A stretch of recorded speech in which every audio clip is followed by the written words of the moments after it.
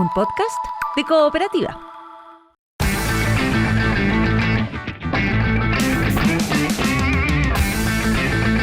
Vamos a la información de Colo-Colo. Saludémosle, démosle la bienvenida. Es Maximiliano Videla, haciendo lo suyo también en Colo-Colo. ¿Qué tal, Maxi? ¿Qué tal? Patricio Esteban, Marcelo Pablo, Iván Federico Ochoa. Acá estamos, sector oriente de la capital. ¿Durmió Clínica bien, Mets. Maxi? Porque ayer Dormí terminamos bien. bastante tarde. Llegué tarde a la casa, claro. 2:30 estaba entrando. Pasé a comerme un completo, sí. Es verdad, Pasé a comerme un completito y me fui. está bien. 2:30, me quedé dormido como a la 1:30 y hoy día despertamos en Clínica Mets, porque así lo demandó Colo-Colo, así lo demandó el mire partido usted. de ayer. Sí, señor. No me digas. Javier Correa. Claro, Javier Correa. Correa. Por esa lesión, una lesión que tuvo a finales del año pasado, un desgarro que tuvo en el isquiotibial izquierdo. Ayer lo que nos dicen es que tuvo una contractura sobre la cicatriz de ese desgarro. Es el diagnóstico preliminar y se debiese realizar exámenes ahora el delantero de Colo-Colo para descartar que se haya abierto esa cicatriz. Ya llegó Wilson Ferrada a las instalaciones de la Clínica Mets. Aguardamos por el delantero que se va a someter a exámenes para ver la cuantía finalmente de esta lesión que lo vuelve a molestar y que lo obligó a salir en el minuto 24 de este triunfo de Colo-Colo en la agonía 1-0 sobre Unión La Calera. El gol de Maxi Romero tras una gran jugada de Víctor Felipe Méndez y Justin Cuevas le da el triunfo al Cacique, que así analizó Fernando Ortiz. A mi rápido análisis y visualizar lo que sucedió en el campo, creo y considero que hoy sí realmente fuimos a buscar el resultado durante los 90 minutos. Obviamente el rival es parte del juego y sí tuvo sus momentos, pero más en el segundo tiempo creo que fue casi los 47 minutos intentando abrir el marcador, que pudo haber sido también en otro tiempo, pero se dio así. Yo estoy satisfecho y lo dije en el campo y lo vuelvo a sostener, los protagonistas de este deporte son los jugadores y hoy han sacado un resultado importantísimo en nuestra casa con nuestra gente. Ahí está la palabra de Fernando Ortiz luego de este partido, que le deja como noticia, claro, el triunfo de Colo-Colo y también esta lesión de Javier Correa, que dicho sea de paso después, todos vimos la reacción que tuvo en la banca, donde sacó de cuajo 2 asientos que estaban ahí en el banquillo local, en el Monumental. No lo informó Fernando Béjara, sale ahí, no hubo incidencias, así que se salvó de aquello Javier Correa. Sí, pudo haberlo hecho, ¿no? Pudo haberlo consignado. ¿Sí? ¿Cómo qué? Maltrato de obra.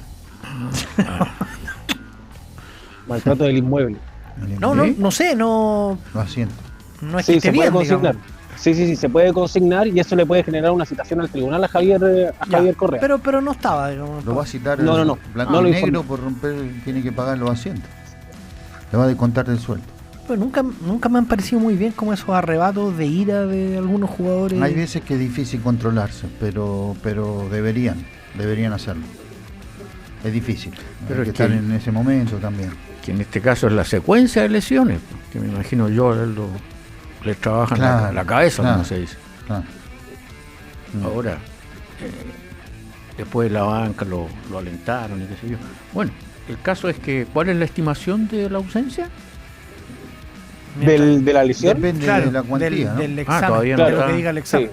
Claro. Falta lo que diga el ya, examen. correcto. Por ahora solo una contractura fuerte sobre la cicatriz Ya. del desgarro y hay que ver qué dicen los exámenes. Claro, lo que le debe preocupar a Correa es que sea la misma zona de esa lesión anterior, porque eso es complejo, digamos. Claro, que- claro, porque que una se te abre la cicatriz- cicatriz y, Claro. y es una secuencia que tarda más en recuperarse. Ahora, Eh, perdón, sacándolo de Correa, Igor, Marcelo, ¿les pareció que Colo-Colo tiene algún progreso desde lo colectivo, desde sus individualidades respecto de los partidos anteriores? yo creo que fue un partido muy similar al de Everton. Muy similar. Eso Y habla de hablamos poco eso, progreso, de que ¿no? no mucho. Poco progreso. Pero, Sí, en cuanto ya. al fútbol, no. Pero te quiero hacer la pregunta, en esos dos partidos, en el curso largo del juego, el empate podía sostenerse, pero ¿tuvo riesgo de perderlo alguna vez? No, mereció ganar los dos partidos. ¿Sí? No, por merecimiento no hay duda. Y lo que decía Ortiz tiene razón. Lo fuimos a buscar todo el partido. Es verdad. Lo fue a buscar, dejó muy poca gente en defensa. Los volantes se desdoblaban sin mucha claridad y sin muchas luces. pero lo fue a buscar el partido. Perdona porque mi memoria es mala y yo siempre Sí. hago esa aclaración, pero cuando el Coca Díaz tira el centro y Oyarzo se tropieza Sí. en la boca del arco, La ¿es única. antes o es después? No, antes. Es antes. No, En pero el primer entonces, tiempo. a la pregunta de ¿tuvo riesgo perderlo? ¿Tuvo un riesgo real de perderlo? es que mi pregunta no va tanto a jugadas puntuales, sino Al trámite en al general. ritmo del partido, porque Claro. si a ti te están llegando, te llegan 3 o 4 veces de contraataque y no te hacen el gol, y eso significa que es una Sí. constante. Lo de Calera fue muy pobre. Una, La Calera fue una muy jugada. pobre lo de Calera. Y claro, es que yo creo que sintió mucho la ausencia de Kevin Méndez. Sí. O sea, y que ese medio campo era como, no sé, Mm. no estaba respecto de lo que habíamos visto contra Cobresal. No, los equipos van con cierto temor a... Los técnicos te van a decir otra cosa, porque hablar de temor, no sé si temor, pero van como con la cabeza media gacha a jugar al Monumental y sobre todo a este Colo-Colo que a uno le podría jugar de igual a igual. Este Colo-Colo todavía no alcanzó un brillo que uno dice, bueno, con los otros Colo-Colos de otra época que de repente te metían abajo un arco y te generaban situaciones y situaciones y situaciones hasta que te hacían el gol. No es ese Colo-Colo. Pero, en definitiva, al final lo terminan perdiendo y me parece de forma justa. Merecida la victoria de Colo-Colo. Y es peor terminarlo perdiendo así, me parece, ¿no? Hacer tanto trabajo durante el partido y después en una jugada te convierte. Maxi. Sí, destacar también lo que sucedió ayer con Colo-Colo, más allá del triunfo en las horas previas al partido, se supo el lamentable fallecimiento de Carlos Cortés a raíz de un paro cardíaco que sufrió en el sur y que bueno, marcó un poco la previa del partido allá en el Estadio Monumental. De hecho, Aníbal Mosa ingresó al recinto con el partido ya comenzado hace 15 minutos y después se demoró bastante en salir. Por supuesto, se refirió al tema y también, claro, abordándolo desde el punto de vista institucional, dejó en claro que ellos como oficialismo ya le dieron todas las facilidades al bloque vial para que reemplace esas sillas si es que ellos quieren inmediatamente, o si no, lo pueden hacer en la Junta de Accionistas, que va a ser en abril. Mañana va a haber un directorio a las 6 de la tarde para analizar en mayor profundidad ese tema, pero el bloque vial ya tiene todas las facilidades por parte del bloque MOSA, el bloque oficial, para poder reemplazar esa silla lo antes posible. Claro, eso evidentemente es una tragedia. Además, Carlos Cortés muere muy joven, muere a los 56 años. Pero además lo pilla Maxi en medio de una negociación, porque en rigor ese bloque, el de Cortés, es el bloque que debería aceptar o no la propuesta de Aníbal Mosa de comprar más acciones y tomar el control ya más mayoritario, digamos, de Colo-Colo.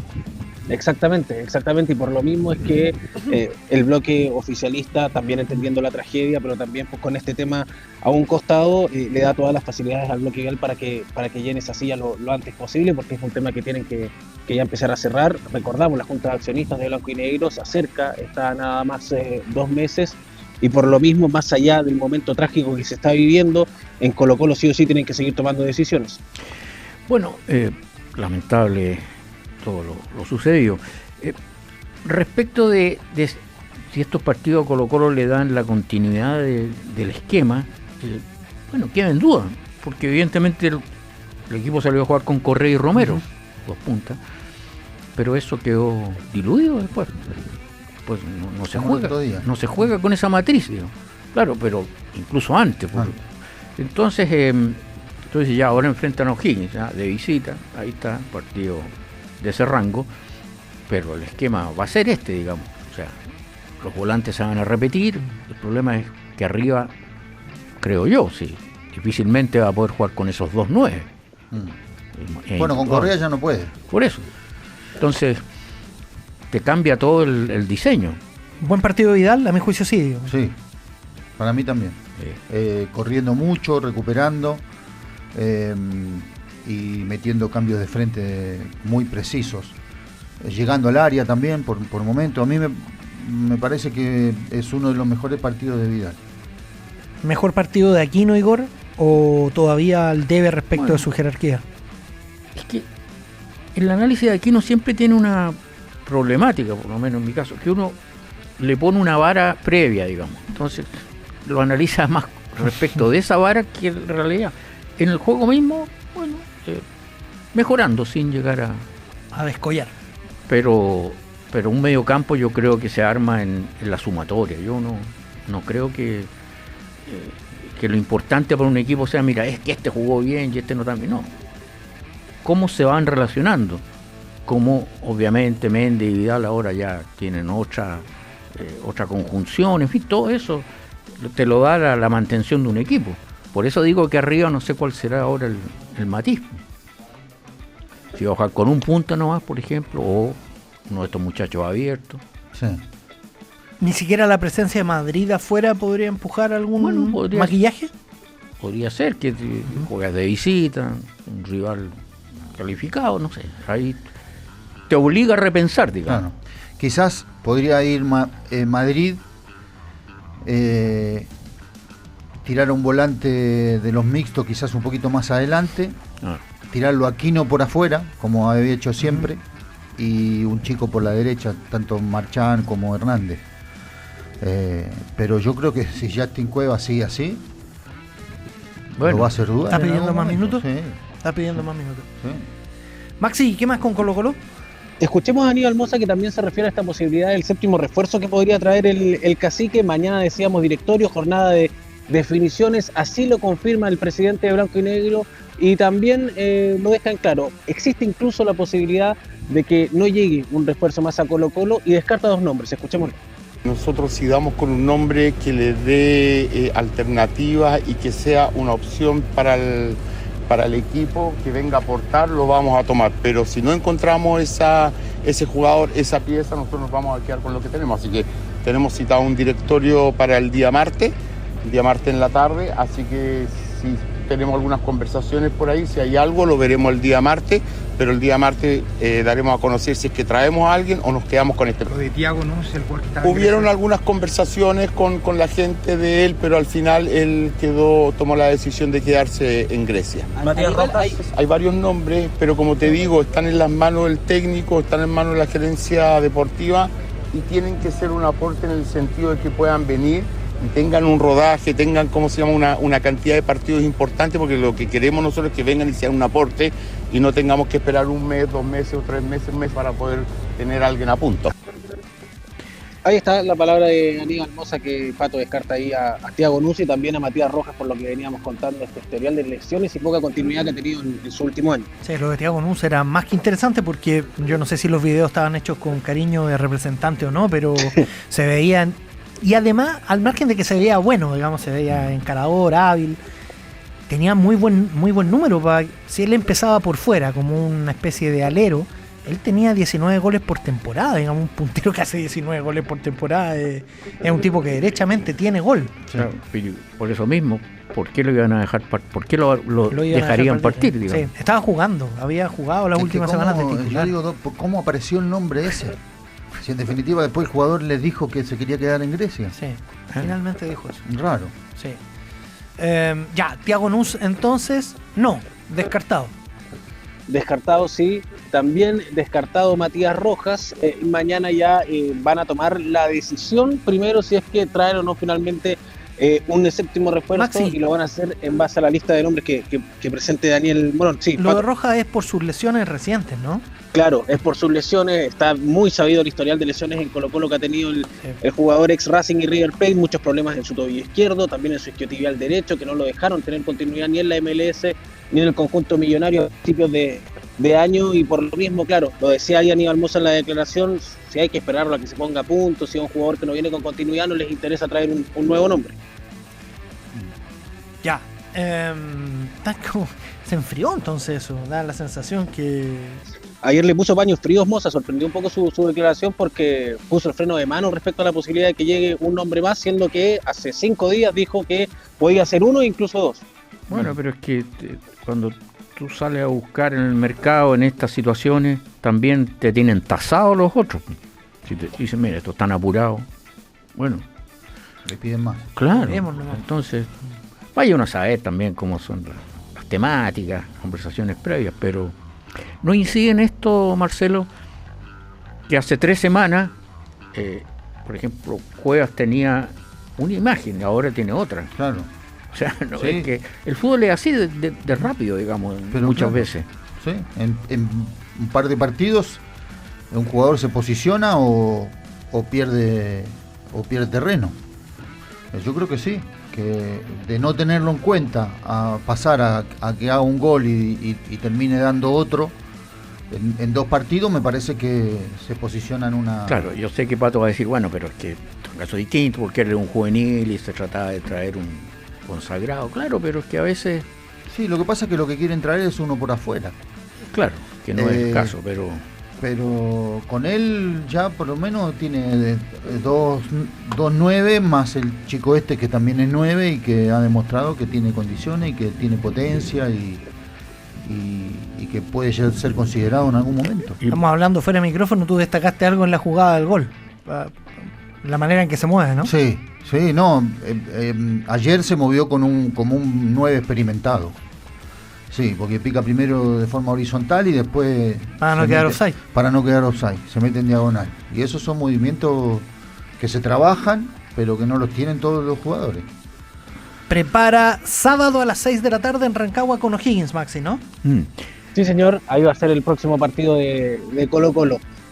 Escuchemos a Arturo Vidal, Pato, que habló sobre un tema que lo viene rondando hace por lo menos 2 partidos, que es este rol de DT que él asume cuando sale de la cancha, que se para al lado de Fernando Ortiz y da algunas indicaciones. No se lo tomó muy bien, no se tomó muy bien la pregunta y obviamente la culpa es de la prensa. Escuchemos a Arturo Vidal. De verdad, mira, te voy a decir la verdad, de verdad que es chistoso lo que habla la prensa de eso. De verdad que ya pasamos los límites ya. Si todos ven en todos los equipos del mundo, el que sale y tiene más experiencia siempre ayuda de afuera, nunca faltando el respeto al entrenador, solo con una palabra o ayudando lo que se hace en la semana, es para que el equipo mejore y para que pueda tener más opciones, pero nunca faltaría el respeto. Y hablar de eso, creo que de verdad es una tontera muy grande, muy grande.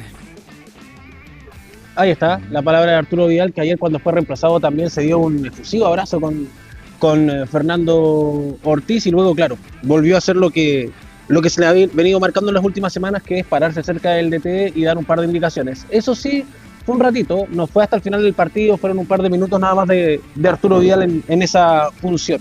Pero... Lo sentó el cuarto árbitro. Pero eso te iba a decir. Sí. Es que lo que dice Vidal está bien, que uno estando sentado, cuando salen los jugadores experimentados, pueden alentar a sus compañeros y todo. El tema es que él está parado.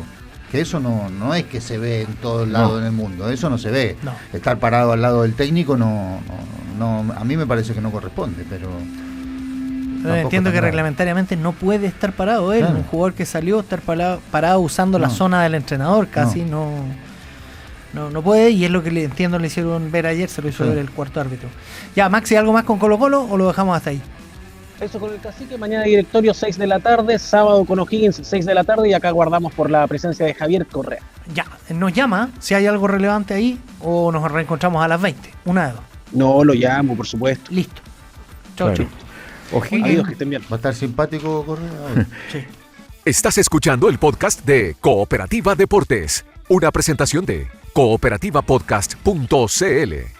Ya, hablemos de la U, para Rosana, para todos los hinchas de la U que están en sintonía. Ivo Bay, ¿cómo estás? Buenas tardes, compañeros. Sí, la Universidad de Chile que no pasa por un momento muy cómodo el elenco universitario, ya que no conoce de triunfos en este arranque de campeonato, solamente 2 puntos son los que cosecha y pudo abrochar ese 0-0 frente al elenco de Palestino, rival que nuevamente va a aparecer en el horizonte del conjunto laico cuando se midan por la Copa Sudamericana. Vienen semanas bien estresantes para el conjunto azul, donde aparece Limache, el líder de la competencia, el próximo domingo en la cancha del Nacional que recordemos va a estar sancionado.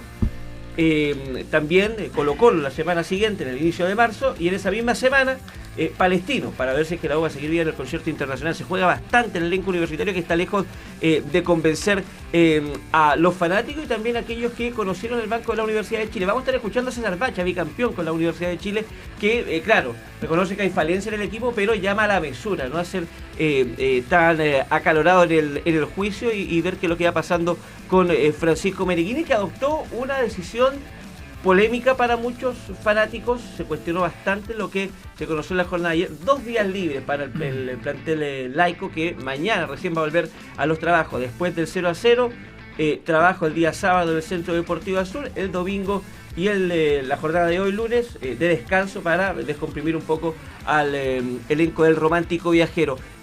Hablamos, lo decíamos, con César Bacha, un histórico de la banca de la Universidad de Chile, que hace el balance de esta primera parte del año al mando de Francisco Meneghini, donde la U no puede ganar solamente 2 puntos de 9 disputados. Él dice que está buscando su fórmula para no caer en la comodidad que podría ser de alguna forma replicar cosas de Gustavo Álvarez. Esto fue lo que señaló César Bacha al micrófono de Cooperativa Deportes. Seguramente no quiere hacer exactamente lo mismo que hacía Gustavo Álvarez. Y no porque sea Gustavo, sino que por ser otro entrenador, él tiene su propia idea, su intención previa, su propio modelo de juego. Y en esa transición estamos, porque tiene que elegir los jugadores, tiene que elegir el sistema de juego, tiene que ver todas las funciones que le da a cada jugador por línea y colectivamente para atacar y defender. Sí, es muy radical la forma de atacar y la forma de defender, porque me imagino que no quiere hacer exactamente lo mismo que hacía el entrenador anterior. Y de ahí viene todo esto, esta no confusión, sino que esta puesta en marcha hasta que no realmente el equipo entienda la idea y sea capaz de interpretar la idea que tiene Paqui y que la compartan, que eso es muy importante. La U va a salir del lugar donde está. De otra manera vamos a seguir ahí en la nebulosa. Vamos a seguir, dice César Bache, porque está padeciendo también este arranque de temporada. Está preocupado por el rendimiento del equipo porque señala que en la U, un equipo grande, no hay tiempo para acomodarse. Lo que pasa es que en la U, un equipo de estas características, siempre está esperando algo superior. Además, yo siempre la vida me ha enseñado que el dolor ante un fracaso, ante una pérdida, es directamente proporcional al tamaño de las expectativas. Y obviamente las expectativas que tenía la U, con lo que tenía, los jugadores que tenía, más los refuerzos que trajo, la cantidad de delanteros que trajo, el medio paraguayo, el Fruta Romero. Entonces yo creo que la gente estaba pensando, quiero ver jugar a mi equipo y va a pasar por encima de todos los demás. Y en fútbol eso no es así. Hay un tiempo de transición, de adaptación, pero en la U no existe ese tiempo. O sea, en un equipo grande no existe ese tiempo. O sea, lamentablemente no existe ese tiempo. Y es por eso que el ex técnico campeón del fútbol chileno llama a la prudencia de la fanaticada, de la dirigencia, a no tomar decisiones precipitadas en este incómodo momento para el club. Bueno, la vida y el fútbol siempre me ha enseñado que hay que ser muy prudente en este tipo de cosas. Uno no puede ser tan categórico en esta actividad. Yo soy un defensor de esta profesión. No me gusta que echen a los entrenadores. Pero lamentablemente también la estadística y la historia me indica de que si tú no empiezas a ganar, se hace insostenible seguir en el cargo. Yo no quiero que pase eso. Yo quiero porque soy hincha de la U, yo amo la U. Yo quiero que la U juegue bien, ataque bien, defienda bien, haga bien las transiciones, se vea un equipo que todo el mundo sabe de que puede jugar bien o mal, pero que sabe que está atacando, a qué está defendiendo, etcétera. Yo espero nomás que la U pueda retomar el rumbo y empezar a ganar. César Dacha, histórico de la banca de la U. Ya, él dice que conociendo la profesión por dentro no hay que ser tan acalorado en la crítica. Sí, porque pone una cierta tesis, digamos, de que este entrenador debería replicar las cosas del anterior. Bueno, el tema es que hay intérpretes que son muy distintos. Entonces, si el propio Álvarez estuviera con estos delanteros, por ejemplo, no podría replicar lo que hacía antes, en términos exactos, digamos.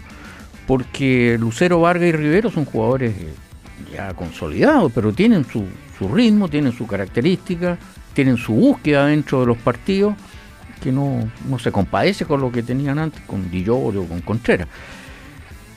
Hay ciertas cosas que además quedan en evidencia porque los partidos no son un recital, o sea, no son monotemáticos, no es que un equipo juega solo. Cuando se va a Sepúlveda, evidentemente, bueno, la U queda con un flanco izquierdo distinto, vamos a ponerle ese calificativo. Ya se verá si los que están ahí son capaces de compensar eso, pero por característica queda el equipo todavía indefinido en ese lado respecto a lo que hacía Sepúlveda. ¿Qué pasa entonces? Que por ejemplo el otro día Palestino, que jugó con línea de 5, bueno, sobre ese lado izquierdo sitúa básicamente a Jason León, o sea, sí, todo el tránsito de Ormazábal desde atrás, que como lateral volante, era complicado. Entonces la U en el primer tiempo prácticamente no atacó nunca por el flanco izquierdo, nunca. porque evidentemente el propio Asadi jugaba del medio y más hacia la derecha, que es donde hace la jugada para el cabezazo Lucero. Entonces tú decías, bueno, pero todo esto tiene la U que matizar, pero es que el otro sector está en recomposición, digamos. Llegó Morales, pero Morales no entra, en fin. Entonces, para el entrenador rival, en este minuto, entorpecer la salida o la llegada de Ormazábal es el punto, más que el otro lado. Y ahí se te va haciendo el partido. ¿Qué pasó en el segundo lapso? Que Asadi se abrió, como jugaba con Álvarez, se abrió sobre ese sector y jugó Vázquez. Entonces ya se compensó más el asunto. Entonces, digo, en esta recomposición del equipo hay cosas que pueden parecer de detalle desde afuera, pero obliga al entrenador a acertar en los movimientos, porque si no va a quedar evidentemente distanciado de su mejor respuesta.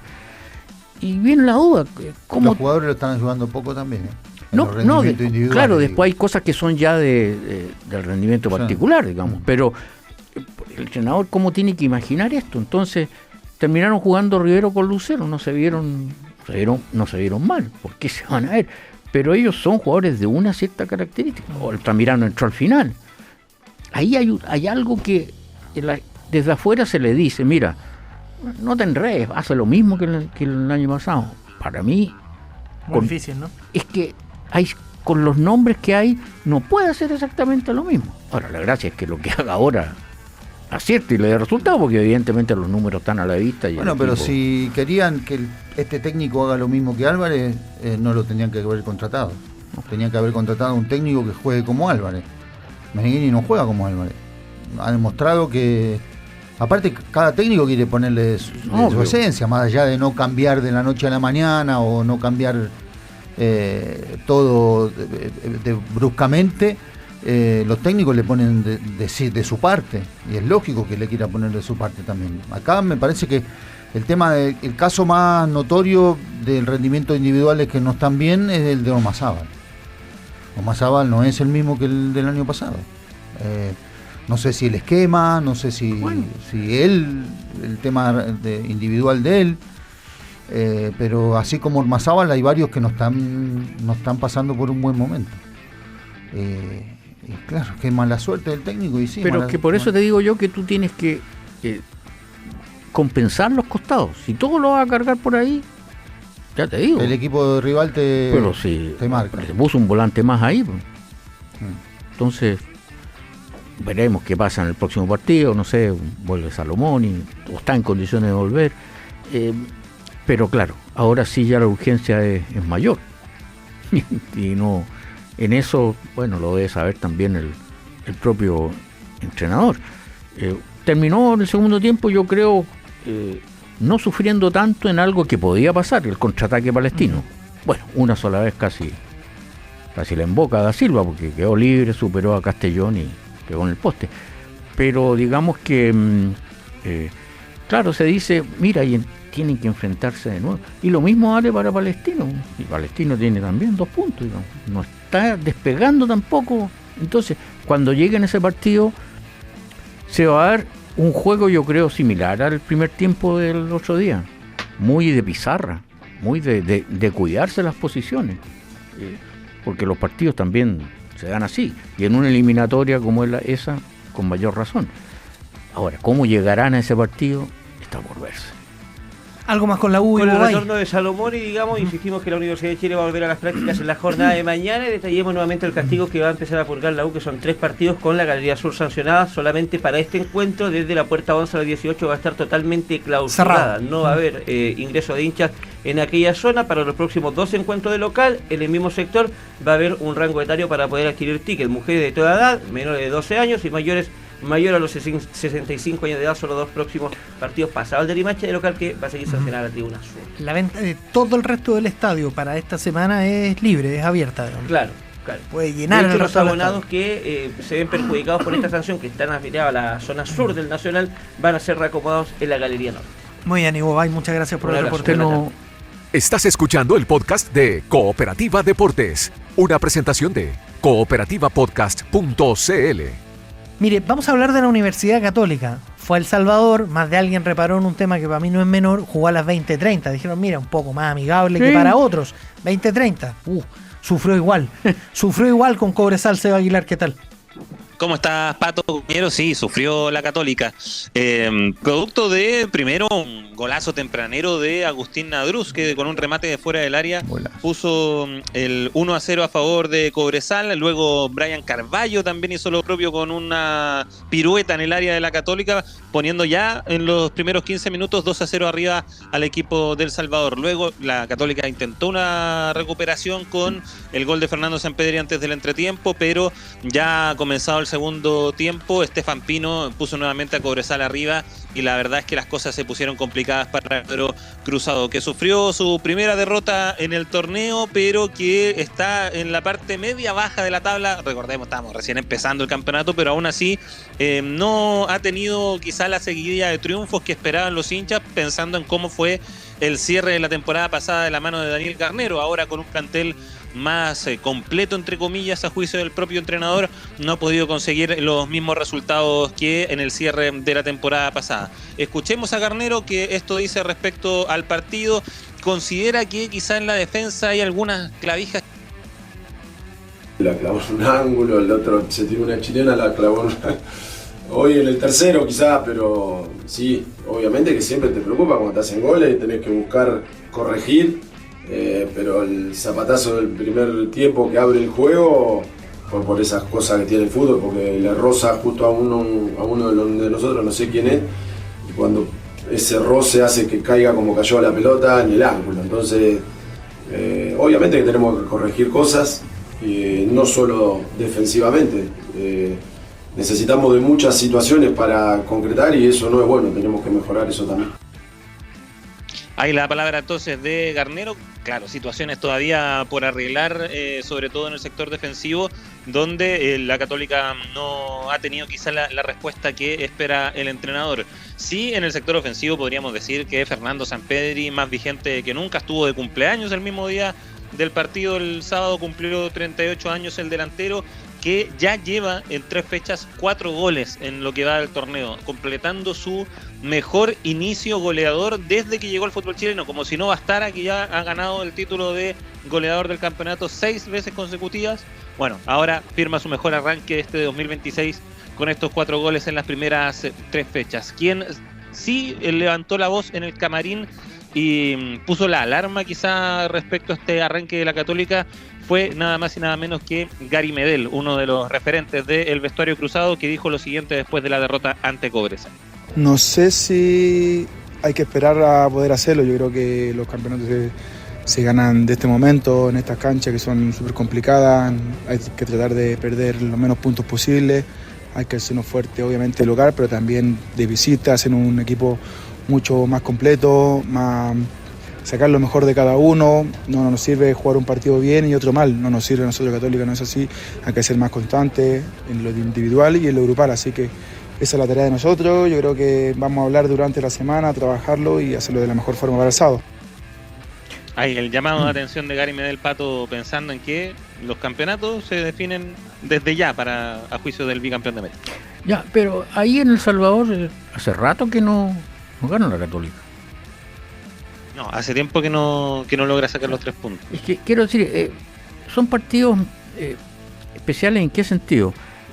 Porque esos 2 goles le permiten a Cobresal jugar mucho más en su terreno.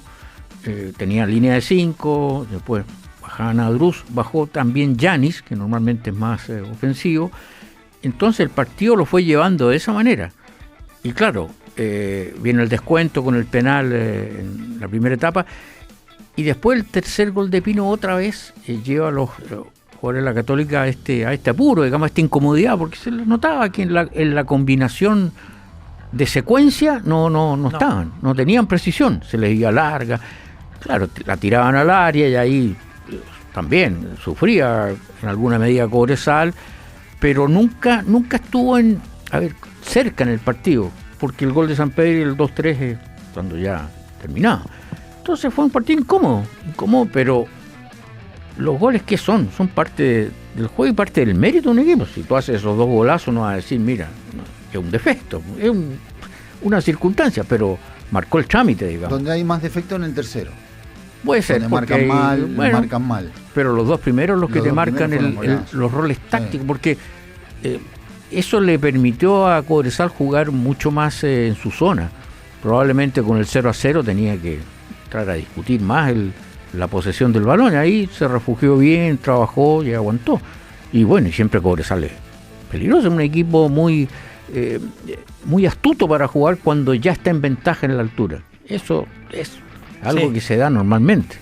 Sí, hay gente que también se pregunta cuánto tiene que ver en el gol de Nadruz, que es el gol que de alguna manera condiciona, cuánto tiene que ver la altura en la conducta de la pelota, si es esperado o no, porque mira, José Quiñones dice, lo de Católica fue vergonzoso, muy pasivos, todos, en los disparos de fuera del área, dice 2 golazos, 2 que sacó Bernedo, Tomás Astáuroga no manda ni un centro decente, dice se dejó caer en el gol de Pino.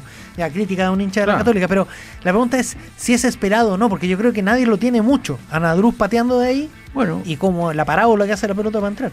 Claro, la teoría de los cobresalinos es que los rivales también pueden rematar de distancia y no son tan precisos. Bueno, y de hecho ha pasado en otros partidos que visitantes. Entonces, mérito de quien se anima, digamos. Y bueno, ¿cómo va a discutir esos goles? Pero se le puso difícil, el 2-0 era una tarea, y claro, son puntos que te pesan para cualquier cálculo, pero bueno, no es una cancha en que tú dices, yo voy y te saco puntos siempre. ¿Qué más con la Católica, Sebastián Aguilar? Eso con el cuadro cruzado, que ahora empieza a prepararse para enfrentar a Coquimbo Unido. El próximo sábado será el duelo ante los Piratas, donde, claro, la Católica ya no sé si tiene la obligación de ganar si es que quiere pelear por el título, pero sí necesita de los 3 puntos para mantenerse ahí, expectante en la tabla de posiciones, porque luego se viene ya la participación en Copa Libertadores y ahí va a tener que saber administrar sus recursos, básicamente, el técnico Daniel Garnero. Ahora, yo sé que entró ya con el partido muy jugado, pero se vio mejor con Valencia, sí, con Johan Valencia. Bueno, veremos si es titular el próximo partido.